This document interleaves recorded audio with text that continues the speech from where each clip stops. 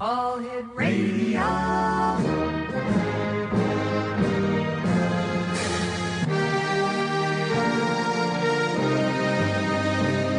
Welcome to the X Zone, a place where fact is fiction and fiction is reality. Now, here's your host, Rob McConnell.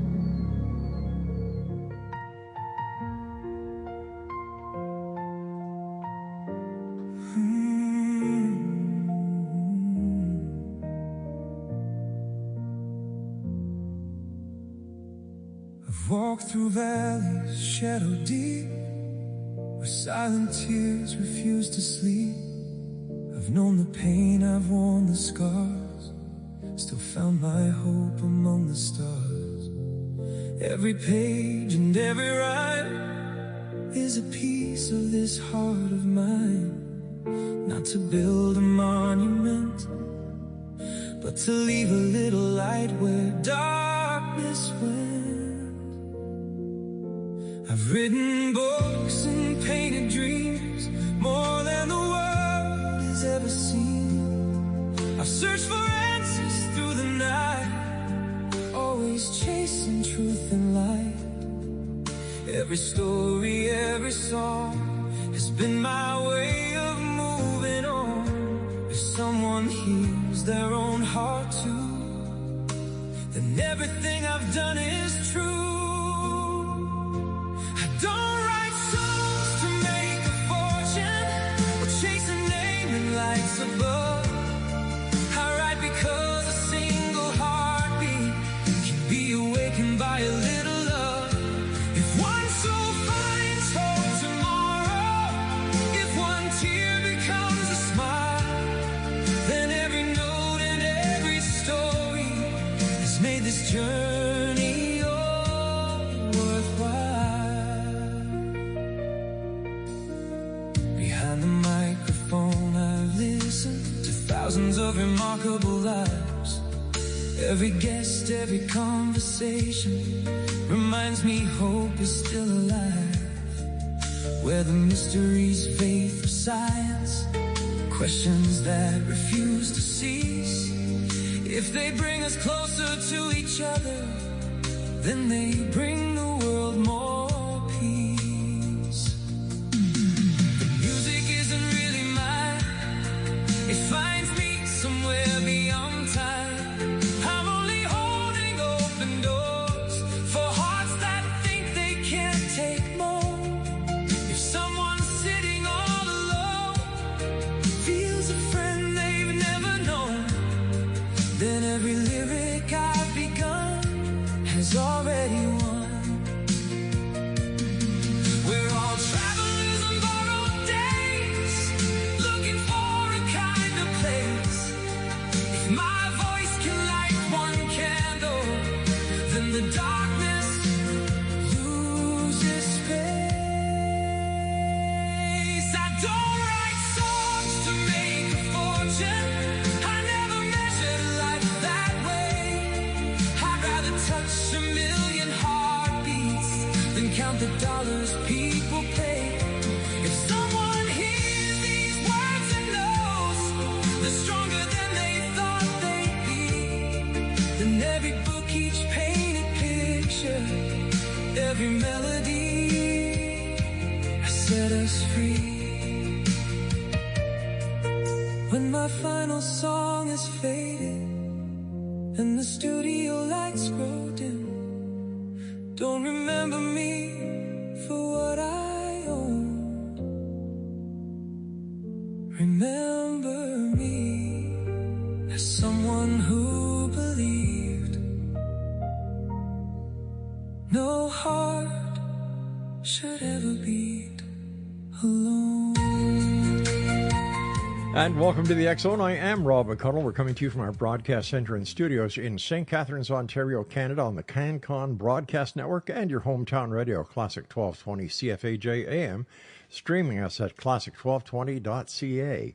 If you would like to send me an email, xzone at xzoneradiotv.com, and on all social media sites, X Zone Radio TV. And the X Zone comes to you Monday through Friday from 10 p.m. Eastern until midnight, right here on CanCom and, of course, on your hometown radio, Classic 1220 CFAJ AM. Tonight, Exonation, we welcome Canadian author Chris Carter from Winnipeg, Manitoba, whose thought-provoking book, The Case for the Afterlife, is published by Llewellyn. For centuries, humanity has wrestled with one of life's greatest mysteries. Does consciousness survive physical death?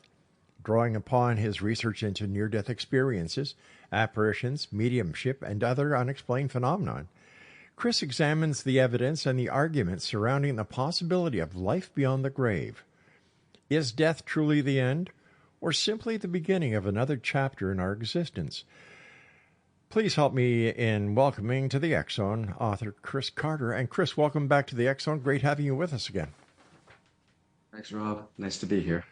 Chris, what first inspired you to investigate the possibility of life after death?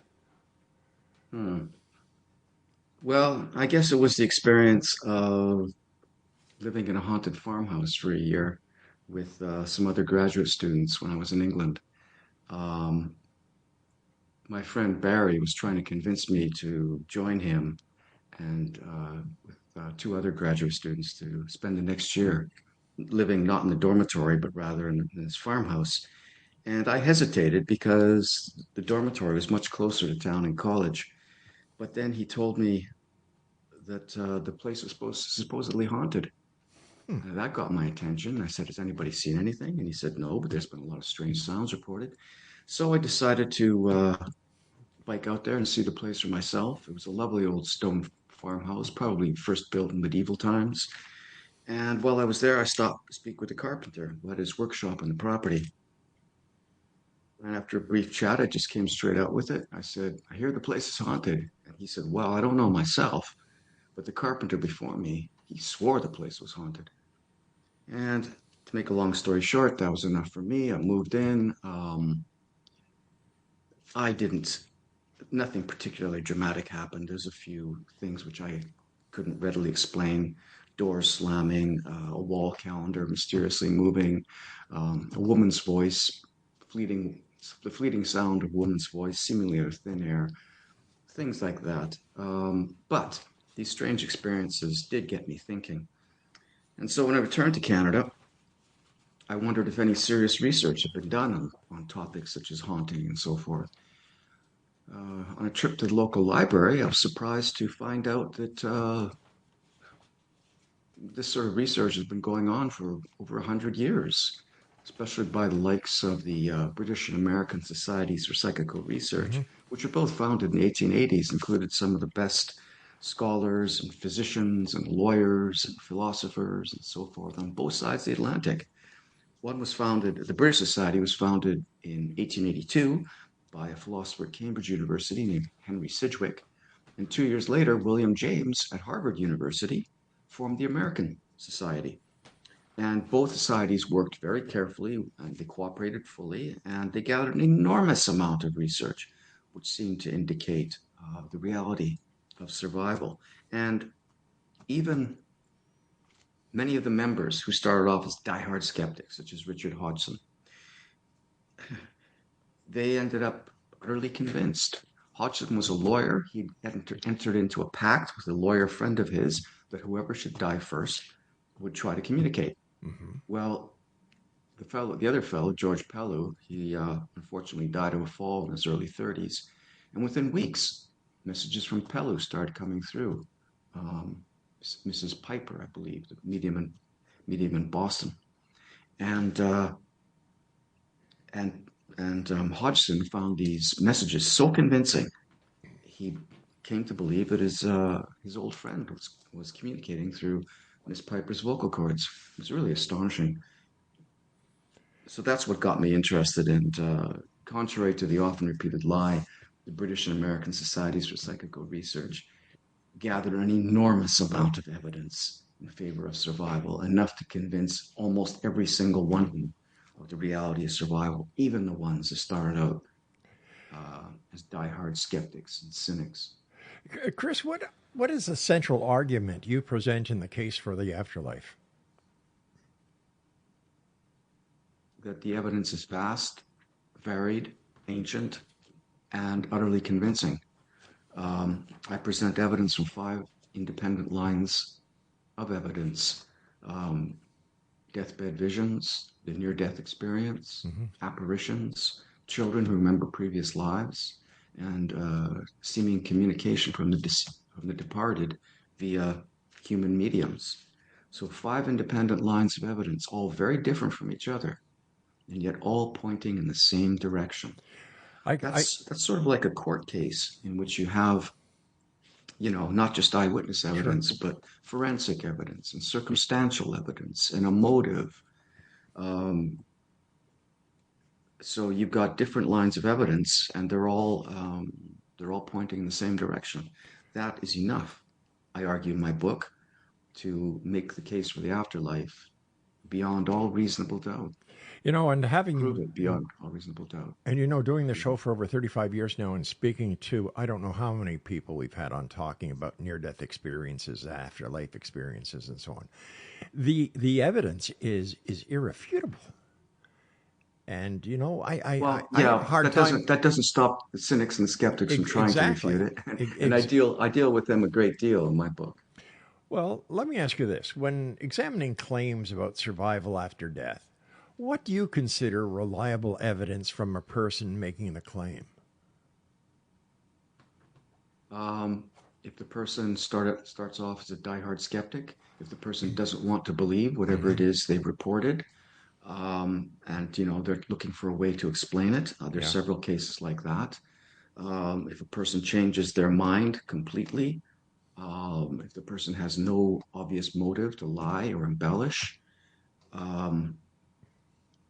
if the case is reported by more than one person. Right. And interestingly enough, I also argue in my book that in cases of mediumship, it's not so much the hits, the accurate information that comes through, the accurate display of personality of the departed. Yes, that matters. You want accurate information. But in many cases, it's the misses, it's the mistakes that seem to be made by the departed through the medium that are so evidential. I can give you an example with the case of George Pellew. All right, why don't we do this? I've got to take my first break now, Chris. Please stand by. Right. And this is an exciting topic, one of my favorite topics. So thanks very much for coming on, and it's great having a fellow Canadian on the air with me. Exonation, the name of Chris's book is The Case for the Afterlife, and it's published by our good friends at Llewellyn. Their website is llewellyn.com, and we'll be putting up a special website later on the show notes for tonight that will bring you right to a paragraph of Chris's book. The X Zone with yours truly, Rob McConnell, a place where people dare to believe and dare to be heard. Will continue on the CanCon Broadcast Network and your hometown radio, Classic 1220 CFAJ AM, 1220 on the AM dial, and around the world on classic1220.ca. Walk through valleys, shadow deep, where silent tears refuse to sleep. I've known the pain, I've worn the scars, still found my hope among the stars. Every page and every rhyme is a piece of this heart of mine. Not to build a monument, but to leave a little light where darkness went. I've written books and painted dreams more than the world.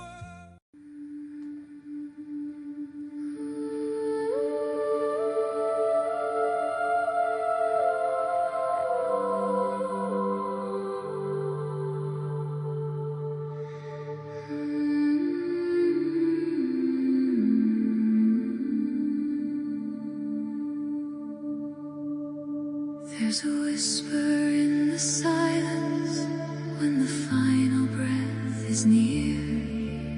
A gentle hand beside you, calming every fear. The room grows soft with shadows as the earthly chains grow light. And somewhere in the distance burns a warm eternal light. Beyond the veil, beyond the night, past the sorrow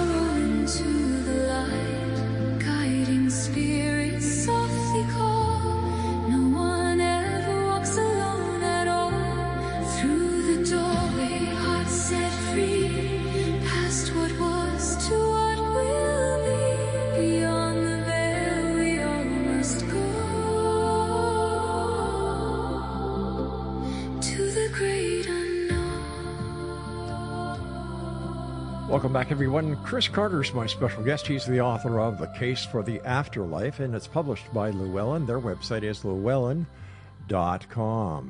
I'm sorry, Chris, we had to go to a commercial break there, and you were just about to tell us about a case pertaining to the evidence of, near-death experiences, afterlife, and so on. Yeah. It's a fascinating case. It involves Richard Hodgson and his departed friend, George Pellew. They were both lawyers and they're both skeptics, but they both entered into a pact that whoever should go first would try to contact the other. Well, at this time, Hodgson was trying his very best to debunk a Boston medium named Mrs. Piper. But he was growing, he was actually becoming quite impressed by her. Suddenly, his friend, George Pellew, died suddenly from a fall. And within weeks, an entity claiming to be Hodgson's friend Pellew began communicating through Mrs. Piper, sometimes with her voice, sometimes with writing. And he seemed to control her body directly. And as a test, Hodgson brought 150 different sitters to be introduced to GP through the medium, of whom the living George Pellew knew only 30. So the entity, calling himself George Pellew, correctly recognized 29 of the 30 sitters that the living George Pellew had known. He made only one mistake, and he never falsely recognized anybody. In other words, he never recognized somebody or claimed to have known somebody that the living Pellew had not known. Now, that one mistake is very interesting. Let's see if I can find it here. Well, this is what Hodgson wrote, for instance. The continual manifestation of this personality, so different from Finuit or other communicators, with its own reservoir of memories, with its swift appreciation of any reference to friends of GP, with its give and take and little incidental conversations with myself, has helped largely in producing a conviction of the actual presence of the GP personality, which it would be quite impossible to impart by any mere enumeration of verifiable statements. So I want to talk about a case where he failed to recognize somebody. This involved a young woman named Miss Warner. And let's see here. Yeah, so he failed to recognize only one of the 30 sitters who had known the living Pellew. Now here's the exchange in which the mistake occurred. He said, this is Pellew speaking through Mrs. Piper. Right. I do not think I know you I do not think I knew you very well. She says, very little. You used to come and see my mother. I heard of you, I suppose. The girl. I saw you several times. You used to come with Mr. Rogers. Pellew. Yes, I remembered about Mr. Rogers when I saw you before. The girl. Yes, you spoke of him. Pellew. Yes, but I cannot seem to place you. I long to place all my friends, and I could do so before I had been gone so long. You see, I am farther away. I do not recall your face. You must have changed. At this point, Hodgson breaks in and he says, do you remember Mrs. Warner? And Pellew replies, of course, oh, very well. Oh, for pity's sake, are you her little daughter? Yes. By Jove, how you've grown. I thought so much of your mother, a charming woman. The girl, she always enjoyed seeing you, I know. Pellew, I wish I could have known you better. It would have been so nice to have recalled the past. The girl replied, I was a little girl. So since Miss Warner had changed a great deal in the 8 years since the living Pellew had last seen her, the non-recognition by George Pellew would have been perfectly natural. But under the hypothesis of telepathy or super ESP, there's no explanation for his failure to recognize Mrs. Warner, because both Mrs. Warner and Hodgson knew that the living Pellew had known Miss Warner when she was a child. And so here the ESP hypothesis would predict recognition. So the non-recognition of Miss Warner is precisely what would be expected if Pellew were in fact directly communicating. So that's an example of a miss being highly evidential. What are some of the greatest difficulties researchers face when attempting to study afterlife scientifically? The greatest difficulties? Yeah.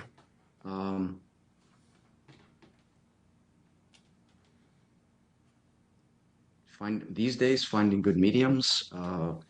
mediumship was much more common as a pastime back in the days before television and radio and the internet and cell phones, because people had to entertain themselves.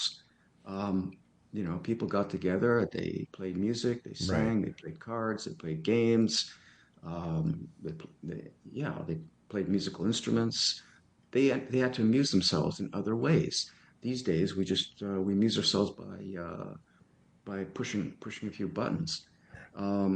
So So, in those days, there was a lot more people practicing mediumship, and this sort of began as a trend, around circa 1850. So the British and American Societies for Psychical Research had a lot of excellent mediums to work with. Most of these mediums, by the way, were not paid. They were not professional mediums. They were some of them very high class women. One was a professor at Cambridge. Another one was the first woman to represent Britain at the League of Nations, a justice of the peace. These were wives of politicians, and their names were recorded under pseudonyms. They didn't want their names recorded, and they weren't paid for their services. Mrs. Piper was the only one mhm. of the previous case I discussed. She was the only one who started off as a professional medium, but the American Society for Psychical Research quickly put her on an allowance or a stipend so that she didn't have to charge paying clients anymore. They could study her full time. So yeah, that's probably the single greatest Really, difficulty. But then on the other hand, near-death experiences are much more common these days that's true. because of modern medical technology. So uh, finding good mediums is more difficult these days. But studying things like deathbed visions and terminal lucidity is somewhat easier. In your opinion, Chris, after doing the research that you've done, can human consciousness exist independently of the physical brain? Absolutely, the near-death experience, in my opinion, proves that beyond all reasonable doubt. I mean, Well, I mentioned cases. I mentioned cases where there's simply no doubt right. that the person's brain was simply non-functioning. The famous Pam Reynolds case, for example, which I discuss in depth. I mean, she was clinically dead by all measures, and that's how the physicians described her. She had absolutely no, she had absolutely no brain function. She wasn't breathing. Her heart wasn't pumping blood. She had no blood in her brain. They Yeah. had to drain the blood out of her head. So there's simply no way there was any sort of residual brain function, and yet she reported one of the deepest near-death experiences ever reported, Unreal. involving accurate perception of the surrounding environment and communication with departed relatives. Well, how do near death experiencers, explain their near death experience? How do they themselves explain it? Yeah.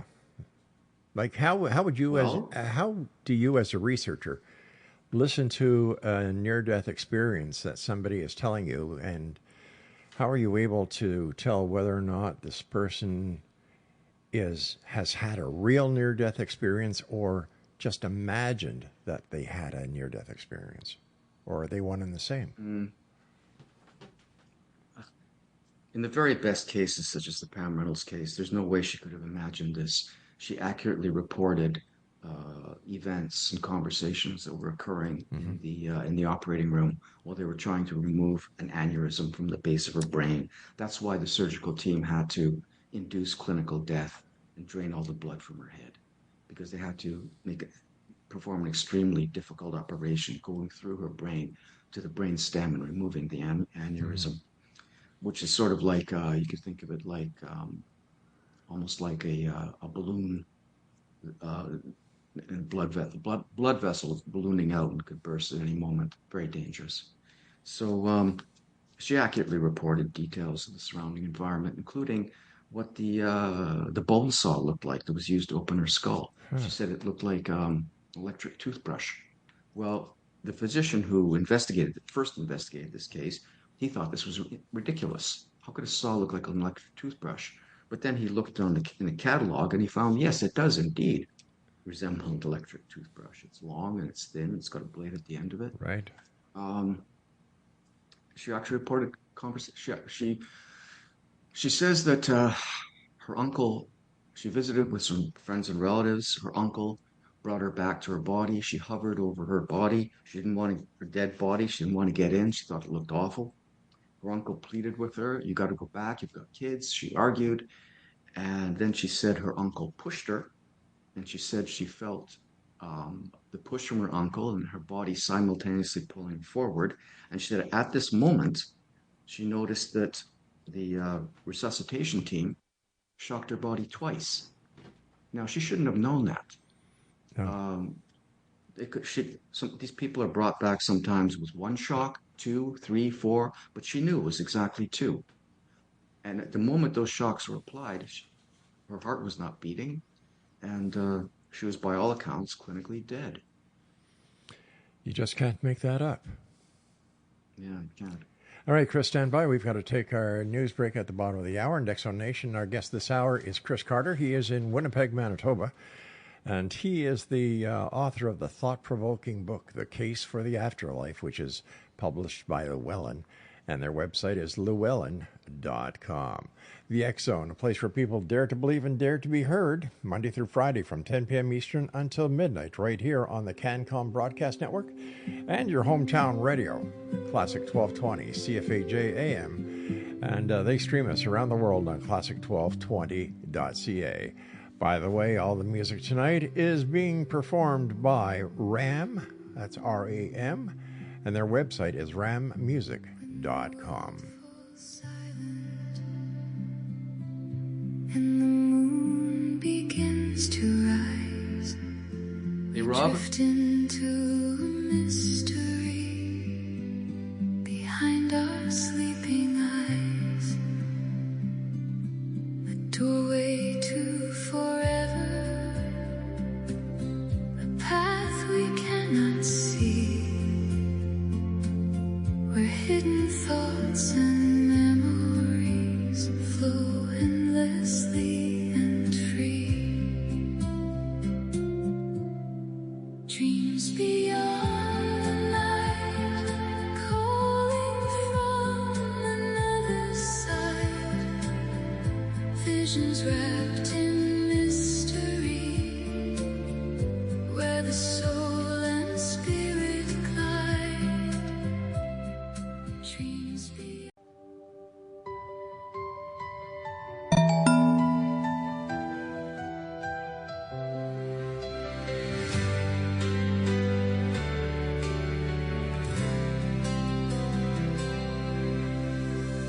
Out beyond the midnight sky, where the silver star trails run, there are lights that move in silence, far beyond the waking sun.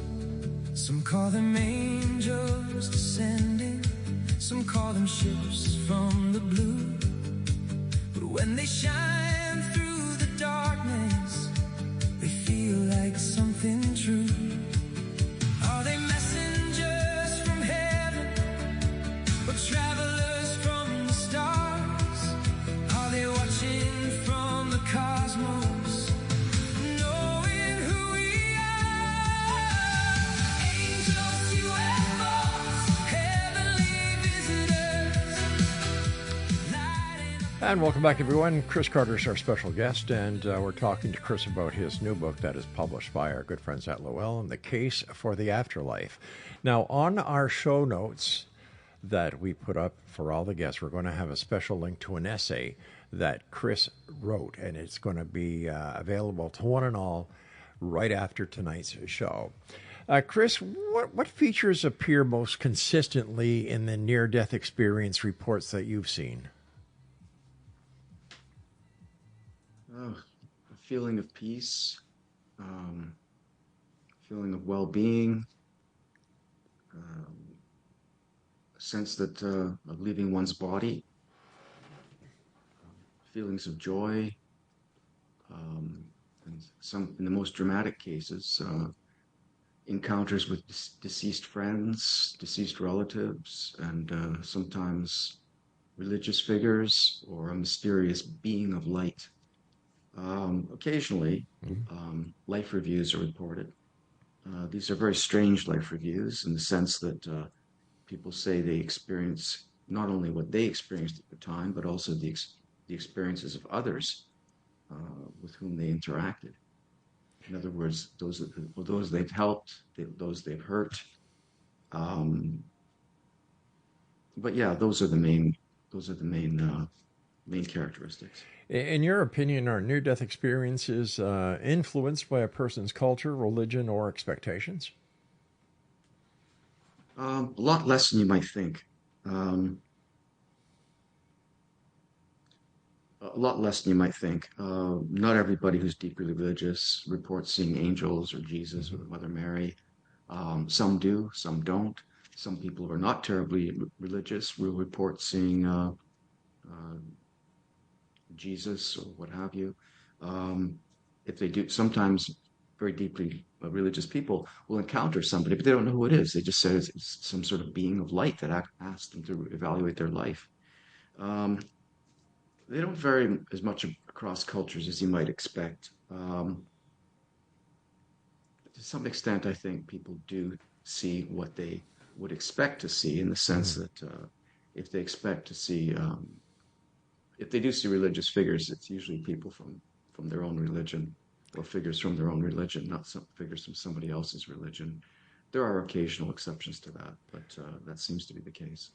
When it comes to the research learned from near-death experiences, do near-death experiencers from adults, do their accounts differ from those reported by children who have near-death experiences? To some extent, there's differences and similarities. Children much less frequently report existence with departed people. And that stands to reason. Most children Mm-hmm. don't know anyone who's left this world. Other than that, not really. No way. Um, Children are more likely to report a conventional sort of heaven um, compared to adults. That's about it. If a child reports the type of near death experience they have, is it more? That's what I'm looking for. Is it more valid than an adult who's having a near death experience because the adult has had the years of experience, and could their near death experience be tainted by what they've learned, what they've seen, and sociological beliefs, and so on, compared to a I don't think child's? so. No, eh? I don't think so. I find very little evidence of any sort of cultural contamination in the experiences of adults. Adult experiences are just more detailed, more sophisticated, more likely to involve departed friends and relatives. That's all. Why do some people who come close to death report extraordinary experiences while others remember nothing? What was the question? Why do some people who come close to death report extraordinary experiences while others remember nothing? Well, it's a mystery. Approximately somewhere between 10 and 15% of people who who come near death and report these unusual experiences once they're revived. Why the other ones don't, who knows? Yeah. Maybe they had the experience and they forgot it. They weren't allowed to remember it. I don't know. No one does. The great unknown. Hmm. Okay, what are deathbed visions and how do they differ from near death experiences?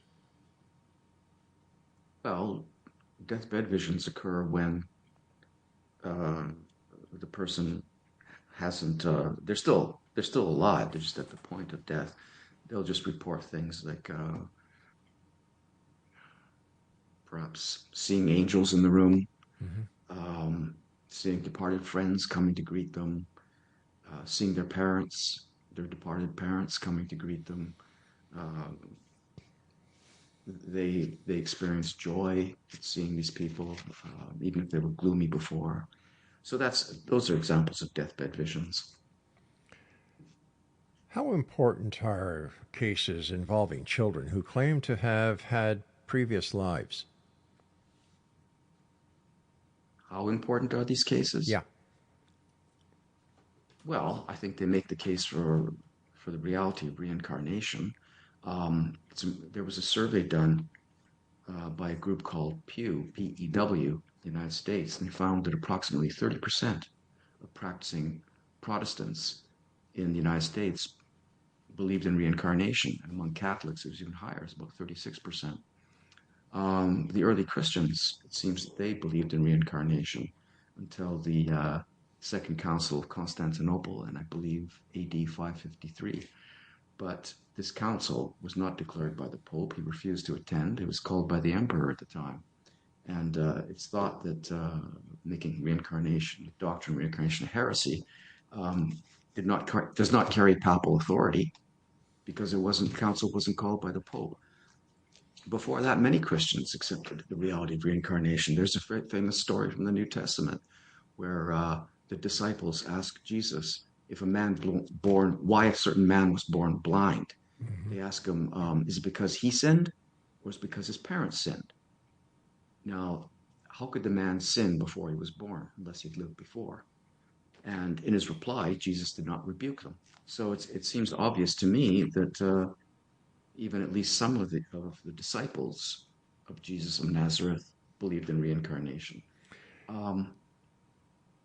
Do you think it might be possible that the resurrection of Jesus Christ could be interpreted as a reincarnation? No, not at all. No way. He didn't come back as a child. These cases of reincarnation involve cases where children, once they've learned to speak, describe a previous life, their existence as a previous personality, and often with astonishing levels of accurate detail. So how do investigators rule out coincidence, suggestion, fraud, or information obtained normally in alleged past life cases? By doing very careful work. The most careful work was done by Ian Stevenson. He was an American psychiatrist who studied children, mostly starting in India and then in other places. He employed the methods of a police detective or historian. He was very, very careful. And he wanted to make sure that the child did not know anyone from the previous personality or their family. And he often brought the child to meet people that the child claims were their parents, their brothers, their sisters. In many of these cases, these parents, brothers, sisters, were utterly convinced that they were talking to their departed son or daughter, returned. Mm-hmm. Are there any statistics on how many children actually come out with the reincarnation investigation who provide the evidence that researchers like yourself would actually want to dig deeper into to validate the claims? I'm not aware of any such statistics. It's rare. It's rare for children, obviously, to report these things. But it happens across cultures. It's not just in the cultures of the Far East where reincarnation may be a part of that family's religion. These cases have been reported in England, the United States, Canada, all over the place. And we have no idea whatsoever, would your one child to have a past life regression due to reincarnation compared to another child who makes no claims? No, not exactly. In the cases Stevenson investigated, clear patterns emerged. In the cases where these children claim to remember a previous life, the previous lives all seem to have ended prematurely in a state of unfinished business. Large proportion of violent death, large proportion of death is occurring when they were young. So these people, these children who come back, they may their personalities may have figured they deserve more. There's a sense of unfinished business about them. We're going to continue this conversation with Chris Carter on the other side of our final break that's coming up. And if you'd like to find out more about Chris, You can go to, let me see, llewellyn.com. They've got a great search engine there. Just type in Chris Carter, and his book is available on the llewellyn.com website. The X Zone with yours truly, Rob McConnell, will continue on the other side of this final break for this hour as we continue this fascinating topic. Life after death? Near-death experiences? Well, get a copy of Chris's book, The Case for the Afterlife, once again published by Llewellyn. We'll be back on the other side of this short break, so whatever you do, don't go away. We feel like something true. Are they messengers from heaven or travelers from the stars? Are they watching from the cosmos, knowing who we are? Angels, UFOs, heavenly visitors, lighting up the night with wonder in their eyes. Angels, UFOs, crossing forever between the ancient heavens and tomorrow's skies. Are they wings of light or fire from above? Are they here with warnings or messages of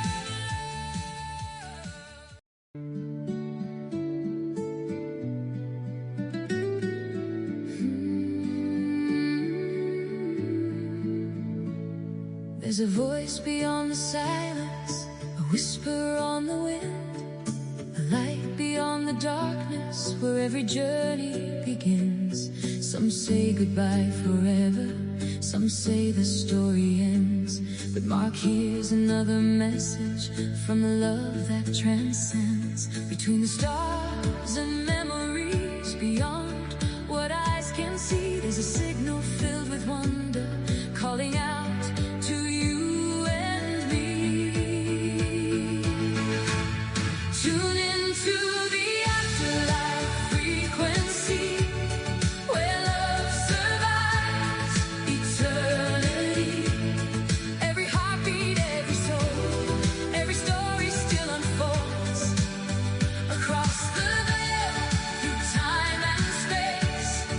We are never far away on the afterlife frequency. Love lives on endlessly. Chris Carter's my guest this hour, Exo Nation, and Chris is the author of a very fascinating book. It's entitled, do you have your pencils and paper ready? The Case for the Afterlife, and it's published by Llewellyn.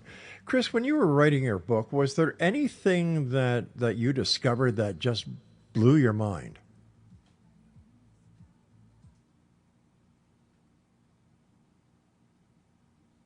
Chris, you there?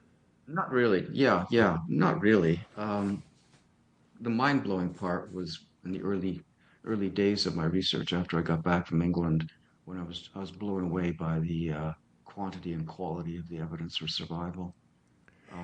That's when I started to wonder if I were fooling myself. You know, the confirmation bias.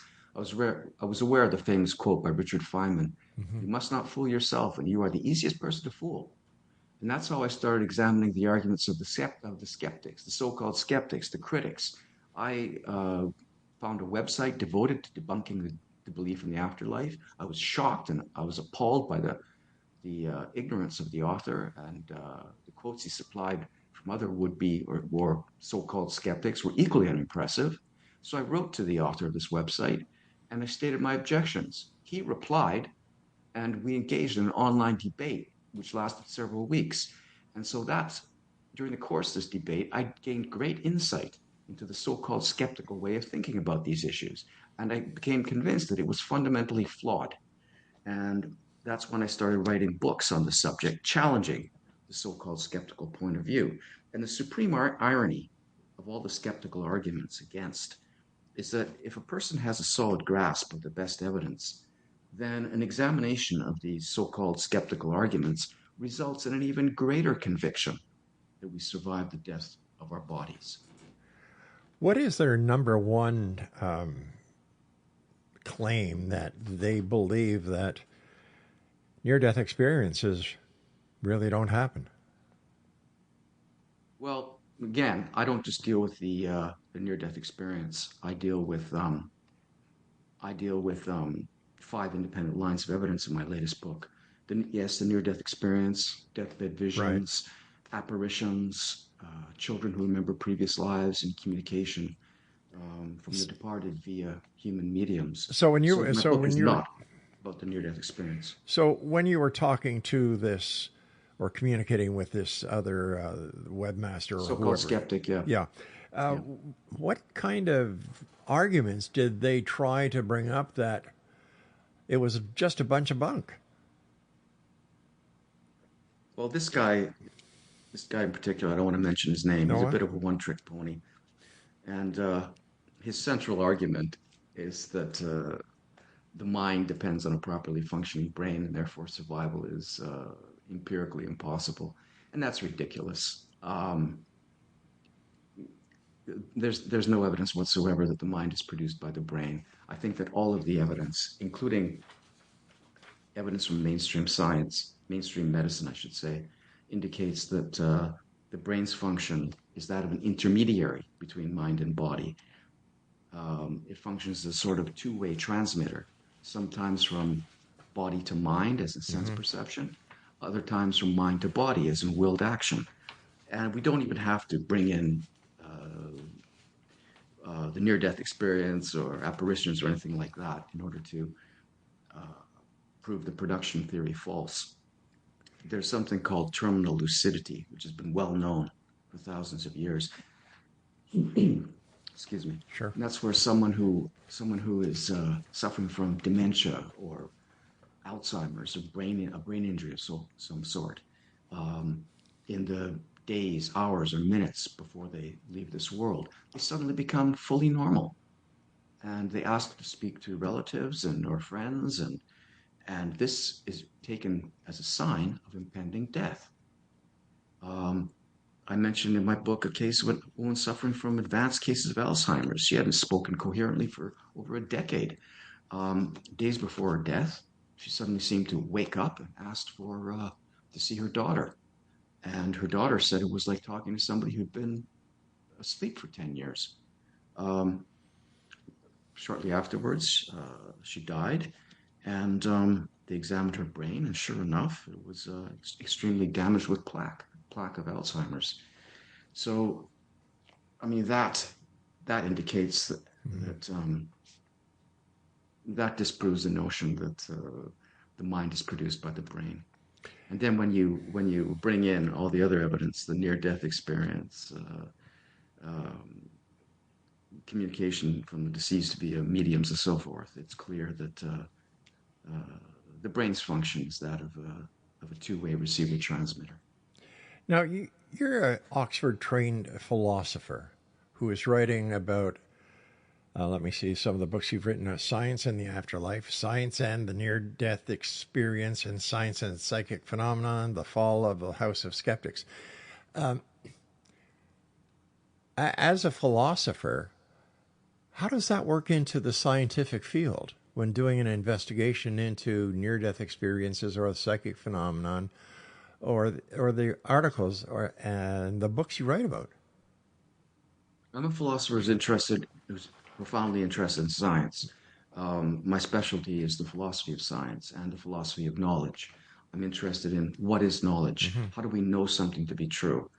What are the different categories of proof? What does it mean to say we prove something beyond all reasonable doubt, or we prove something beyond all conceivable doubt?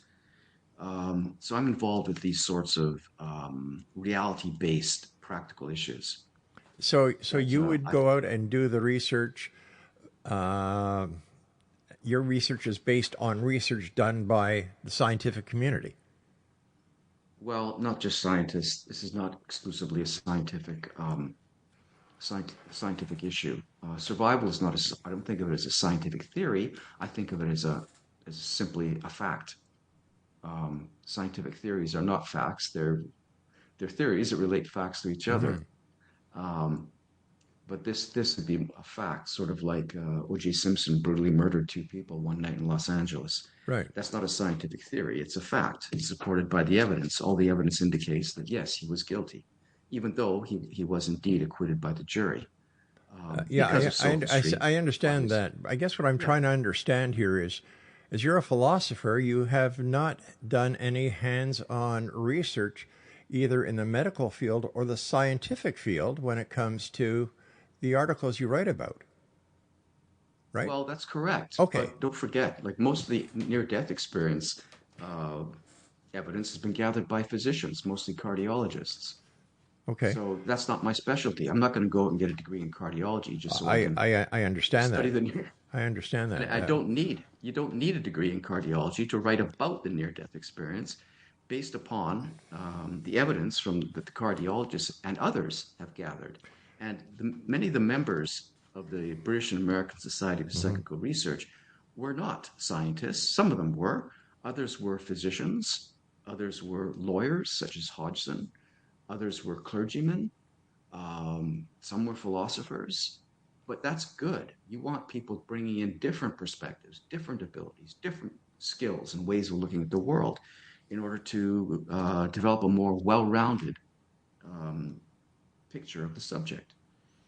You know, I had Dr. Janice San Amatuzio on the show a number of times, and she's written books about out-of-body experiences, near-death experiences as a medical doctor, where she's had the opportunity of speaking to the patients who have reported near-death experiences and out-of-body experiences and paranormal experiences. And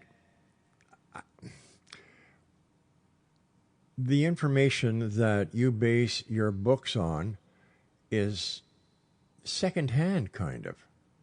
Like, have you actually? Yes, correct. So you My, have my job is My job is not to go out there, roll up my sleeves, and start interviewing people. Why? My job is to take the information that's been gathered, Okay. synthesize it, analyze it, find out what does it mean? Is it utterly convincing? Has it made the case for the afterlife beyond all reasonable doubt?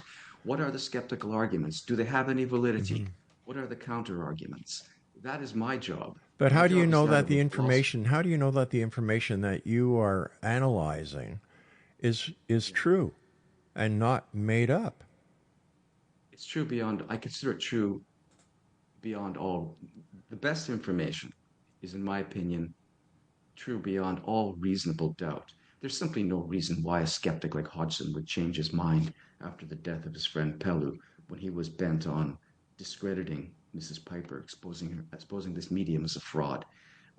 There's no explanation why a naval officer would write a letter to the American Society of Psychical Research, desperately asking for them to explain away his experience of an apparition, which he discussed, which was an apparition of the woman's father who lived next door. He never met this man, but she showed him some photographs, and he said, "Oh, this is the man that I saw. Who is he?" He said, "That's my father. He's been dead 10 years." So there's no explanation why. There's no good explanation why people who do not wish to believe are dragged kicking and screaming Right. into an acceptance But if but of the evidence. speaking as somebody who is not an expert, okay? Why are not more people reporting these events if they are in fact really happening? Well, first of all, I don't think these events are commonplace. I don't think my experiences in that farmhouse were commonplace. I think they were unusual. But they Right. were not as unusual as the experiences of the people that I write about in my book. Remember, I'm working as a philosopher who's bent on examining the evidence and its implications, synthesizing it, analyzing it, and critically evaluating the arguments of the so-called skeptics, of the critics. Okay, I hate to do this, know- but we've just run out of time, Chris. Please send me that link, All and I'll right. make sure our listeners get it. An explanation. Our guest this hour has been Chris Carter, and he's the author of The Case for the Afterlife, published by our good friends at Llewellyn. I'll be back on the other side of the top of the hour as the X Zone will continue right here on the CanCom Broadcast Network. And on your hometown radio, Classic 1220 CFAJ, that stream us into over 170 countries. I'm Rob McConnell. Don't go away. Filled with wonder, calling out